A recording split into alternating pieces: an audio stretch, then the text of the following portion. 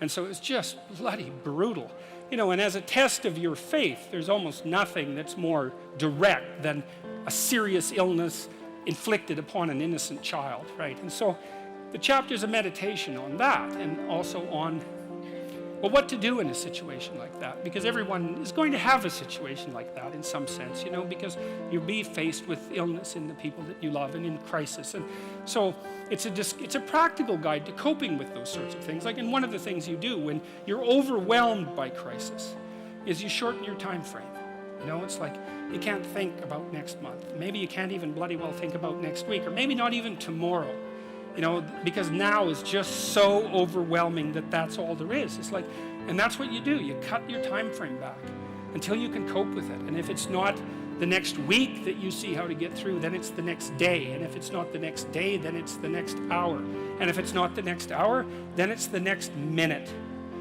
And you know, people are very, very, very, very tough. And it turns out that if you face things that you can put up with a lot more than you think you can put up with, and you can do it without becoming corrupted.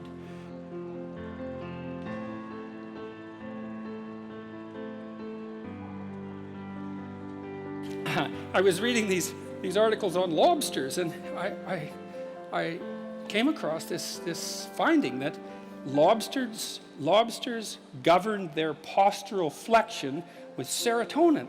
And I thought, God, that's so interesting. It's so flexion is to stand up straight. I thought, wow, that's so interesting, because, you know, depressed people crouch over. I wonder if there's any link between those two things. And then I went and read a whole pile of papers on lobster and lobster neurochemistry. Lobster neurochemistry is actually quite well understood because they have a fairly simple nervous system, right? And so if you want to understand a complex nervous system, it's a good idea to understand a simple one first and then sort of elaborate upwards. And it turns out that serotonin governs status,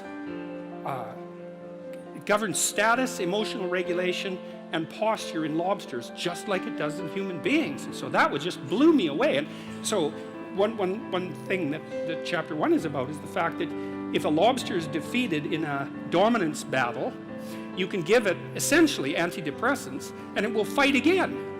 And that just blew me away. You know, it's so remarkable, because one of the things it tells you is that, so if you're imagine that you could be lobster top dog or bottom dog. Imagine there's 10 strata in the lobster hierarchy. So you could be number 1, right, top lobster, number 10, bottom lobster. If you're bottom lobster, you have low serotonin levels and high octopamine levels. That's a neurochemical that human beings don't produce. And if you're a top lobster, you have high serotonin levels and low octopamine levels. And you can move a lobster in its dominance hierarchy by moderating its levels of serotonin. And I thought, that's so interesting, because what it means is that the counter that keeps track of our status, and we have a counter in a sense in our minds that keeps track of our status, is 1/3 of a billion years old.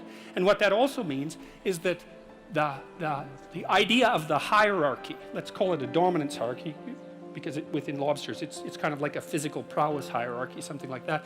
The idea of the hierarchy is at least 350 million years old.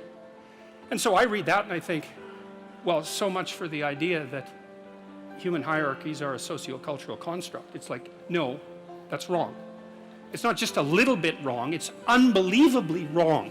It's mind-bogglingly wrong, right? And it's, right, and so hierarchies have been around for 1/3 of a billion years, and we have a neurochemical system that modulates our understanding of those hierarchies. And then also, and this is the interesting thing too, and this is why people's reputations are so important to them, there's lots of reasons, but this is one of them, is that where this counter that you share with lobsters rates you in terms of your hierarchical position determines the ratio of negative emotion to positive emotion that you feel.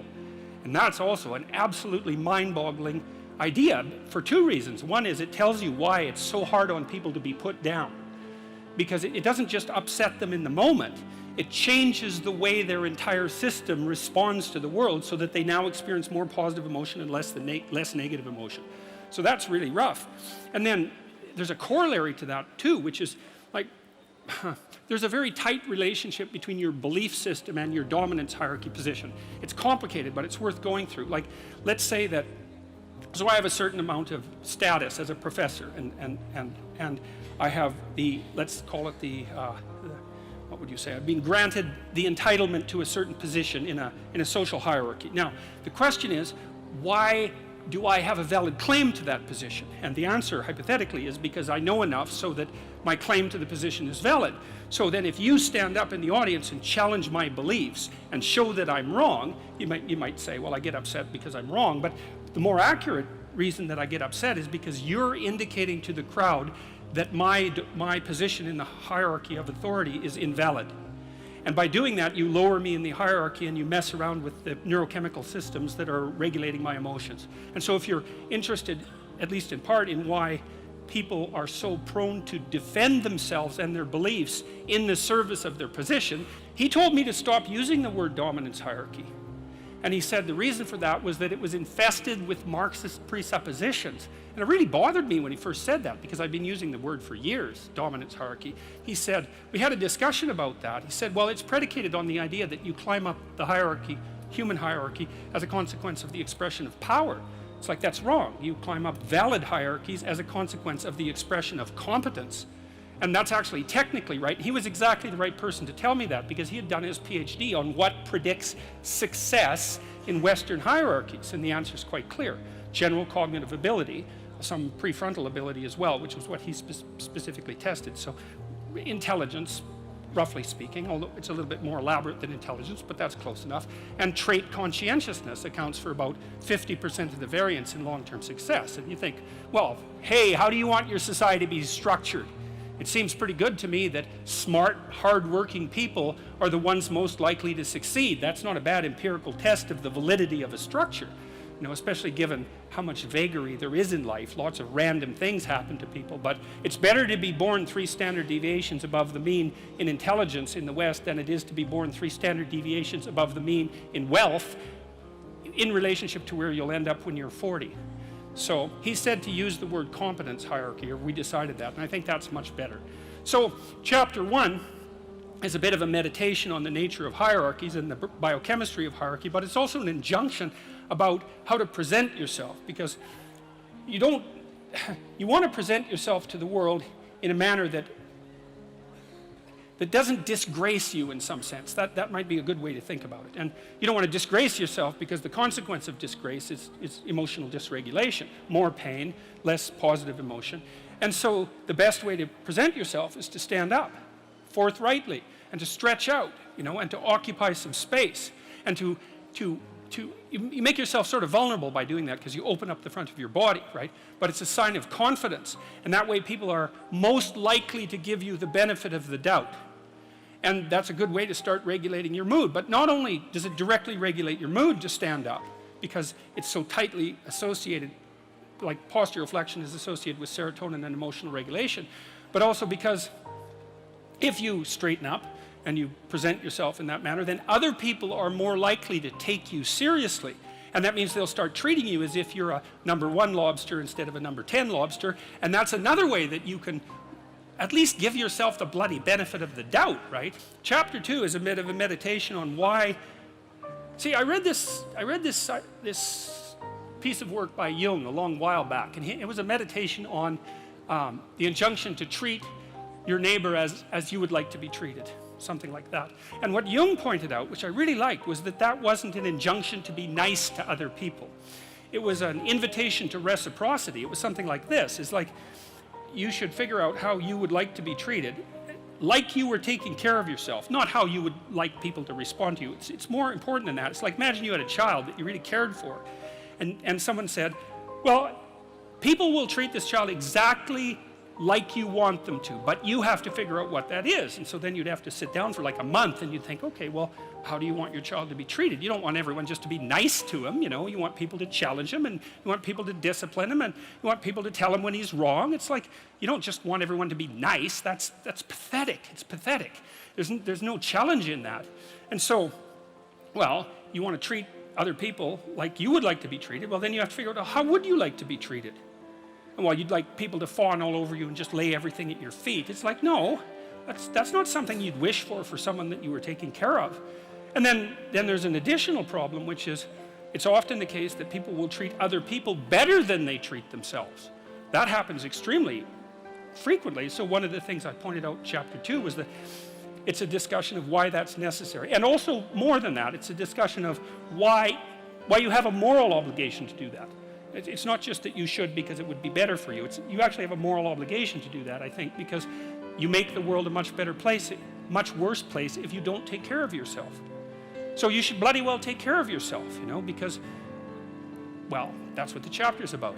It's partly because you have something valuable to bring into the world. That's the thing about being an individual. It's the thing that Western civilization has always recognized, that as an individual, you have a light that you have to bring into the world, and that if you don't bring it into the world is a dimmer place, and that's a bad thing, because when the world is a dim place, it can get very, very, very dark. And so it's necessary, not just so that you feel better, not just so that you're a #1 lobster, none of those things.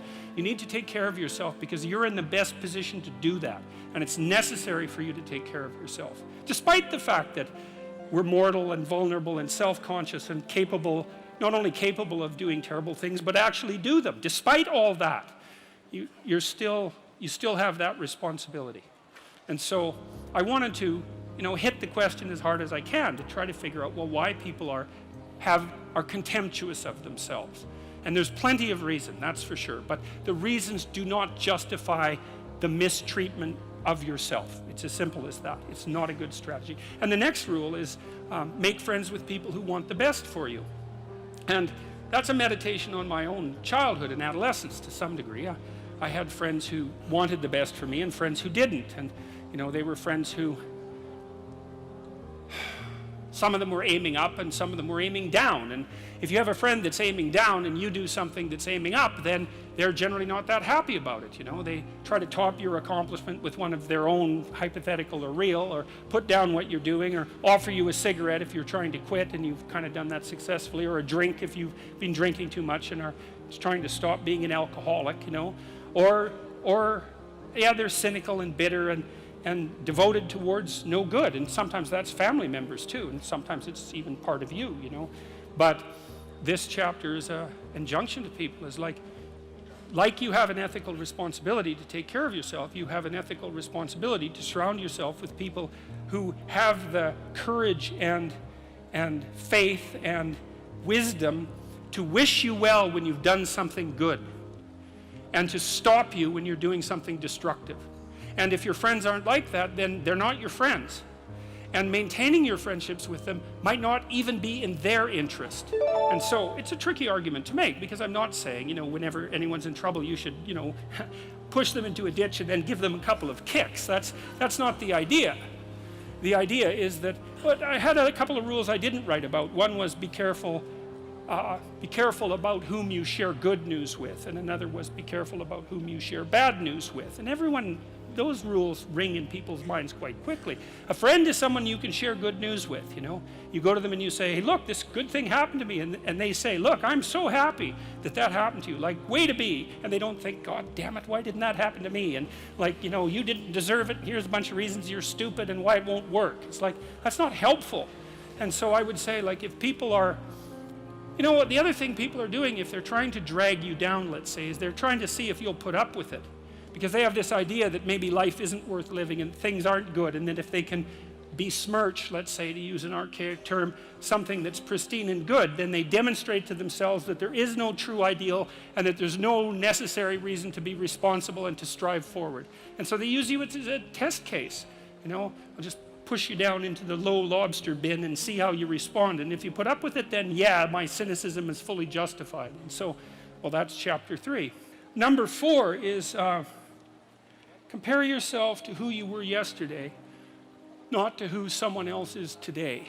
And the reason I wrote that was because I had this client, I'm a clinical psychologist, and I've spent 20 hours a week for 25 years listening to people tell me about their lives, you know, and those people were people who were just barely hanging on to the bottom of the world, up to people who were so successful you can hardly believe it, like the entire gamut of people. And that's been absolutely fascinating. It's like being a clinical psychologist, if you really listen, is like being immersed in a Dostoevsky novel all the time, you know, because it's amazing what people will tell you if you listen to them. People are so interesting if you actually listen to them, because they're so peculiar. Like, they're like penguins or rhinoceroses or ostriches. They're unlikely creatures. And anyways, comparing yourself to who you were yesterday and not to who someone else is today. This old client of mine, he was about 85 when he came to see me, and he was a financier and a kind of a mathematical genius. He made these little pendants out of a mathematical symbol for the most beautiful mathematical equation that was ever written. He made them out of gold, and he would hand those out.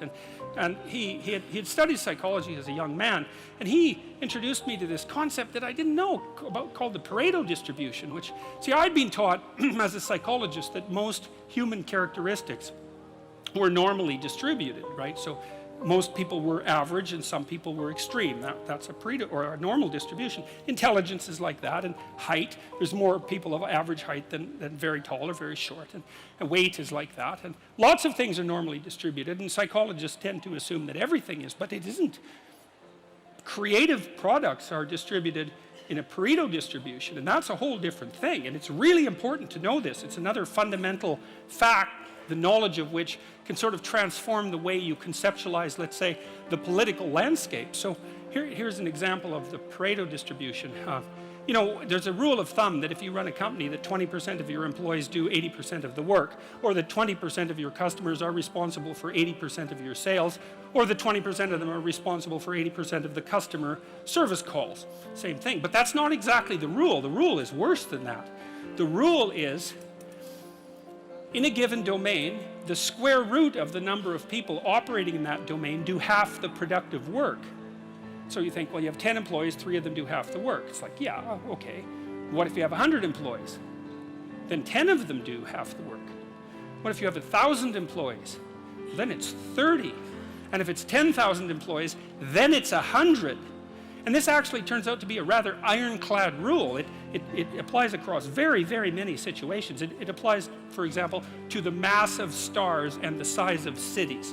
So you can see how universal it is as a law. And it's something like those that have more get more, and those that have less get less. That's the Matthew principle, right? To those who have everything, more will be given. From those who have nothing, everything will be taken away. And the economists sometimes call that the Matthew principle. And so what that lays out is a world that's rife with inequality. So, you know, you hear this idea that I think it's the 85 richest people in the world have more money than the bottom 2 billion. That's a Pareto distribution phenomena. You can't just not compare yourself to successful people, right? Because then you don't have anything to aim at. Let's say you need a goal, but we don't want to let your distance from the goal crush you. So you got to set up a goal, and then you got to break the goal down into parts so that you can move towards it, and you have a fairly high likelihood of doing it. So that's a bit of practical, I wouldn't say advice, it's because it's better than advice. It's some practical knowledge about how to go about achieving an aim. Set a high aim, but differentiate it down so you know what the next step is, and then make the next step difficult enough so you have to push yourself past where you are, but also provide yourself with a reasonable probability of success. It's also what you do with children, right? You want to push them because they need to grow up and be more than they are, right? But you don't want to crush them with constant failure. So what you do is aim high and make the goal difficult but proximal. So anyways, so that's one way of looking at it. But then the next thing is, you know, I've had clients, many clients in their 30s, who are trying to, this is more true with women, I would say. A lot of women who are very high achieving and who established their career goals at 30 and then want to differentiate out their life. They want to have a husband, they want to have a family, they're trying to figure out how to do that. And one of the things I've noticed that around 30, you really have to stop comparing yourself in some ways to other people. And the reason for that is that the particularities of your life are so idiosyncratic that there isn't anyone really all that much like you, you know, because the details of your life happen to matter. And so maybe you compare yourself to some rock star or something like that, and you know, the person's rich and famous and glamorous and all that, but you know, they're alcoholic and they use too much cocaine and they've had 3 divorces, and it's like, how the hell do you make sense out of that? Is that someone that you should judge yourself harshly against or not? The answer is you don't know, because you don't know all the details of their lives. And who do you know that you can compare yourself to? That's easy. You. Yesterday. So here's a good goal. It's something like, well, aim high. And I really mean that. It's like, and we'll talk about that a little bit too. Aim high, but use as your control yourself. It's like, so your goal is to make today some tiny increment better than yesterday. And you can use better, you can define better yourself. This doesn't have to be some imposition of external morality. You know where you're weak and insufficient, where you could improve. Think, okay, well, this is what I'm like yesterday. If I did this little thing, things would be just an increment better. And, well, that's a great thing because you get the ball rolling, and incremental improvement is unstoppable. You can actually implement it, and it starts to generate Pareto distribution-like consequences. It starts to compound. And I've seen that happen in people's lives over and over. Well, people write me all the time and tell me that they're doing that, but I've seen that happen in people's lives continually. They make a goal that, the goal should be, how could I conceive of my life so that if I had that life, it would clearly be worth living, so I wouldn't have to be bitter, resentful, deceitful, arrogant, and vengeful. Like, that's sort of the bottom line, right? Because that's what endless failure does to you. It's not good. And that's what life without purpose and a goal does to you as well, because life is very hard. So you think, okay, well, I need to adopt a mode of being that would justify my suffering. And you can ask yourself that question. What would make this worthwhile? I quote Nietzsche, I think, in that chapter. He said, "He who has a why can bear almost any how." That's a lovely line, man. I mean, it's a lovely line. And it's really worth thinking about. So you think, well, how do I manage all this misery and suffering and futility? It's like, well, I need to figure out what I would have to do in order to make that clearly worthwhile. And so then you have your goal, and then you think, well, I need to move towards that incrementally because I'm kind of useless and can only do so much, and maybe not even that. But all I have to do is be a little bit better than my miserable self yesterday. And that'll propel you forward very rapidly. And you can succeed at it, which is also really lovely, because why not set yourself up for success? And so it's a rough chapter. But it's more than that. It's a meditation on resentment, because resentment is a key human motivation. And I would say it's a great teacher. To listen to your resentment is one of the best things you can possibly do. You have to admit that it exists first, and then you have to admit to the fantasies that it's generating, and you have to admit to what you would regard as the way out of it. So that's all very difficult, because it means learning things about yourself that you probably don't want to learn. But resentment only means one of two things. It means either like shut the hell up, grow up, quit whining, and get on with it. That's one thing it means. Or someone is playing the tyrant to you, might even be you, and you have something to say and do that you should say and do to put it to a stop. And so maybe, and resentment can show you the pathway to doing that. It's a meditation on resentment, and one of the principles that I extracted from that is, like, a resentful person wants other people to change. And if you're resentful, then your motivations aren't trustworthy. In fact, they're very, very dark. But sometimes you bloody well know, and you do the thing you know you shouldn't do anyways. That happens a lot. And why do you do that? Spite is part of it, stupidity. There's all sorts of reasons, but you certainly know you do it. Solzhenitsyn thought, okay, well, what would happen if I took responsibility for where I am in this concentration camp, and then I went over my whole life and tried to figure out all the things I did that were wrong by my own estimation that increased the probability that I would get here, and then what would happen if I tried to set them all right now in the present? And that's why he wrote the Gulag Archipelago. And one of the consequences of that, as I said, was it sped the dissolution of the Soviet Empire. So, hey, that's not bad, eh? Like, you make a real confession, you really repent, you do your penance, which is writing this book, and you completely change the geopolitical landscape of the world. It's like, and that's worth thinking about, because it's not only Solzhenitsyn who did that. Nelson Mandela did something quite similar. It's not so impossible. And so the idea that what you should do if you're feeling resentful about the nature of being, or suffering too much for your own life, let's say, is straighten the damn thing out. Like, seriously, try it for a year even. Try it for a week. Try not doing the things you know you shouldn't do. Try not saying the things you know to be false. And just watch what happens. And if you listen to people, they will tell you, they'll tell you amazing things if you listen to them. And many of those things are little tools that you can put in your toolkit, like Batman, and then you can go out into the world and use those tools, and you don't have to fall blindly into a pit quite as often. And so the humility element is, well, do you want to be right or do you want to be learning?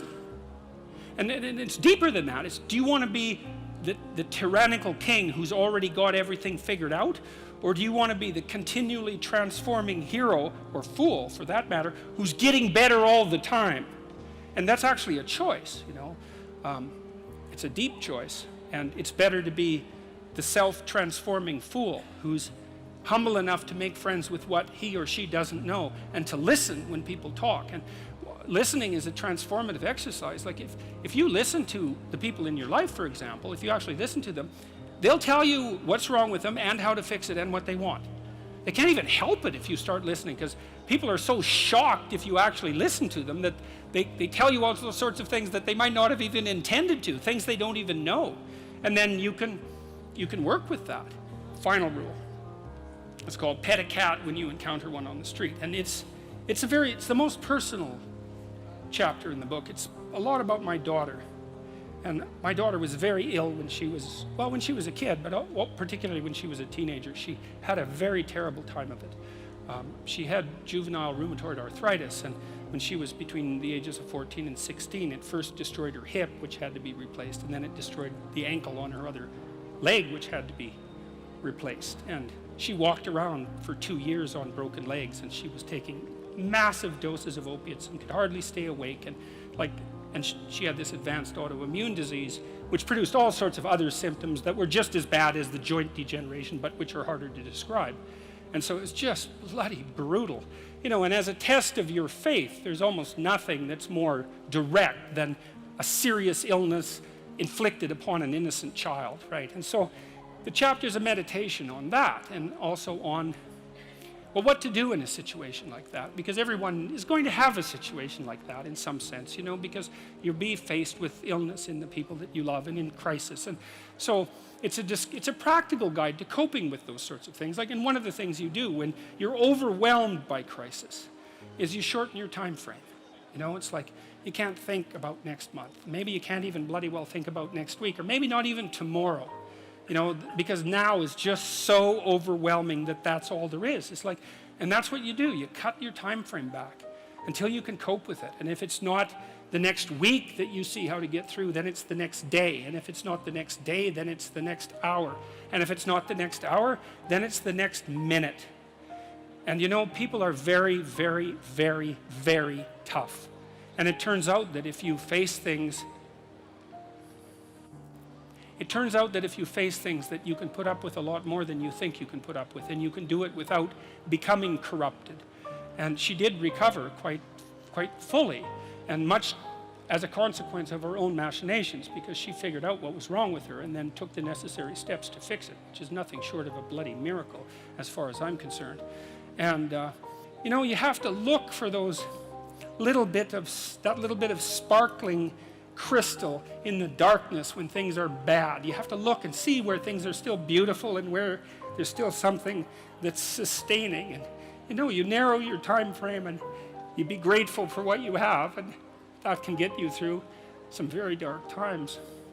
And maybe even successfully if you're lucky. But even if unsuccessfully, then maybe it's only tragic and not absolute hell. And you can do that, you know, in the worst situation. You can make it only tragic and not hell. And there's a big gap between tragedy and hell. You know, there's nothing worse at a deathbed than to see the people there fighting. The death is bad enough, but you can take that, as terrible as it is, and make it into something that's absolutely unbearable. And maybe I think, and this is sort of what I closed the book with, is this idea is that if we didn't all attempt to make terrible things even worse than they are, then maybe we could tolerate the terrible things that we have to put up with in order to exist. And maybe we could make the world into a better place, you know? And it's what we should be doing and what we could be doing, because we don't have anything better to do. And that's what the book is about. And that's the end of 12 Rules for Life. Thank you.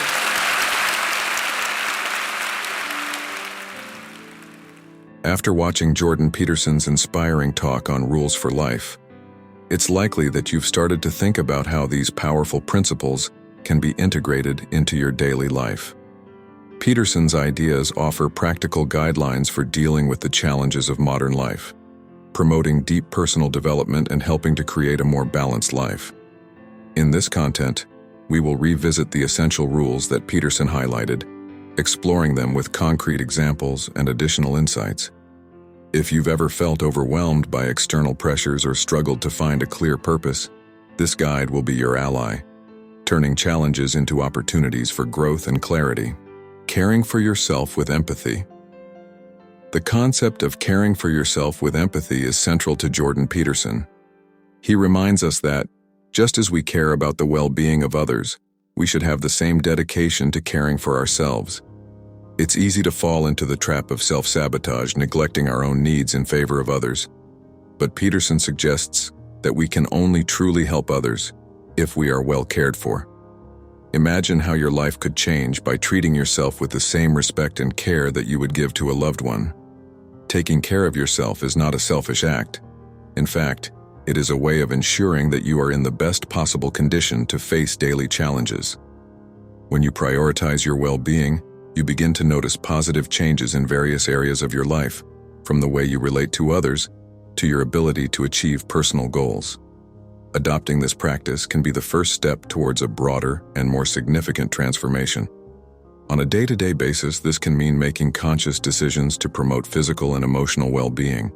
For example, choosing foods that nourish your body, making time for activities that calm your mind, or even setting healthy boundaries in your relationships. These small acts of self-care can create a solid foundation for personal growth and self-confidence. Select friendships that nurture your growth. Having friendships that support your development is fundamental to a fulfilling life.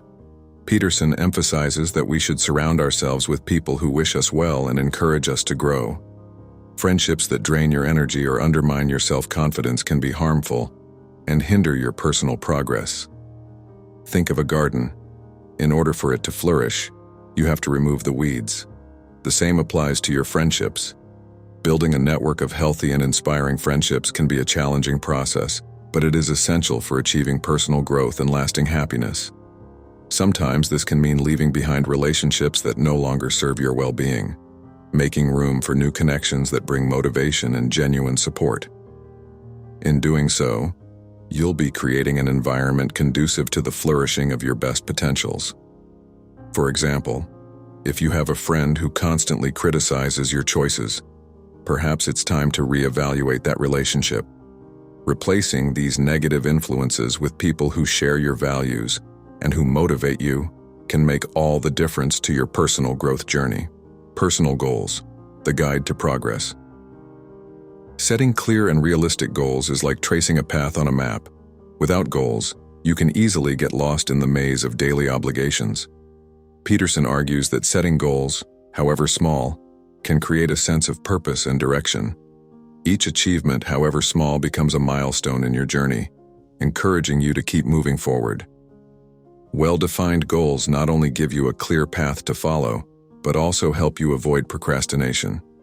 When you know exactly what you want to achieve, each step becomes more intentional and focused. What's more, by breaking down big goals into small daily tasks, you reduce stress and increase the likelihood of success, making the journey more manageable and less intimidating. Imagine that you want to improve your physical condition.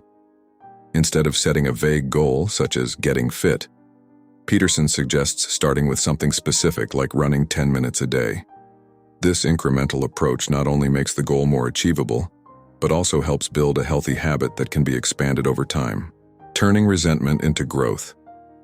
Resentment, if left untreated, can turn into an emotional poison that eats away at your peace of mind. Peterson sees resentment as a sign that something is out of balance in your life.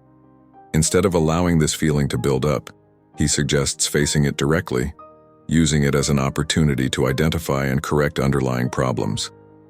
Turning resentment into a driving force for positive change requires courage and introspection. You have to be willing to face internal discomforts and make adjustments in areas of your life that may be contributing to these negative feelings. This proactive approach not only improves your emotional well-being, but also strengthens your resilience and ability to deal with future challenges. For example, if you feel resentful about not being recognized at work, It may be an indication that it's time to have a frank conversation with your boss or look for a more supportive environment. Turning resentment into action can not only relieve discomfort, but also open up new opportunities for growth and satisfaction. Enjoy life's simple moments. In an age of constant distraction and haste, the ability to appreciate the small moments becomes ever more valuable. Peterson reminds us that beauty and peace can be found in the simple things, like enjoying a sunset or listening to birdsong.